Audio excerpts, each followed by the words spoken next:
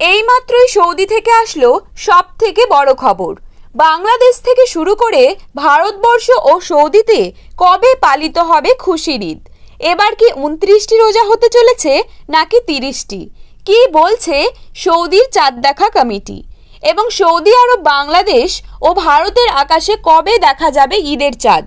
এই বিষয়ে সৌদি আরবের তরফ থেকে যে গুরুত্বপূর্ণ আপডেটটি চলে এসেছে তাই কিন্তু আমি আজকে আপনাদের জানিয়ে দেব এই ভিডিওটির মাধ্যমে। তো বিস্তারিতভাবে জানতে হলে অবশ্যই ভিডিওটিকে শেষ পর্যন্ত মনোযোগ সহকারে দেখবেন। এবং এই রকমই গুরুত্বপূর্ণ খবরের আপডেট আপনারা যদি সবার প্রথমে পেতে চান তাহলে অবশ্যই আমাদের চ্যানেলটিকে সাবস্ক্রাইব করবেন এবং পাশে থাকা বেল আইকনটিকে প্রেস করে রাখবেন। আর সমস্ত বিশ্বের মুসলিম ভাই বোনেদেরকে ঈদের শুভেচ্ছা জানাতে হলে আপনারা কিন্তু অবশ্যই কমেন্ট বক্সে ঈদ মোবারক লিখে জানাবেন।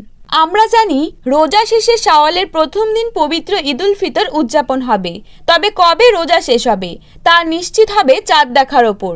চাঁদ দেখা সাপেক্ষে কবে ঈদ উল ফিতর উদযাপিত হবে সেই সিদ্ধান্ত নেবে জাতীয় চাঁদ দেখা কমিটি। এবার রমজান মাস 29 দিনে শেষ হলে ঈদ উল ফিতর উদযাপিত হবে 10ই এপ্রিল। আর রমজান মাস যদি 30 দিনে পূর্ণ হয় তাহলে ঈদ হবে 11ই এপ্রিল।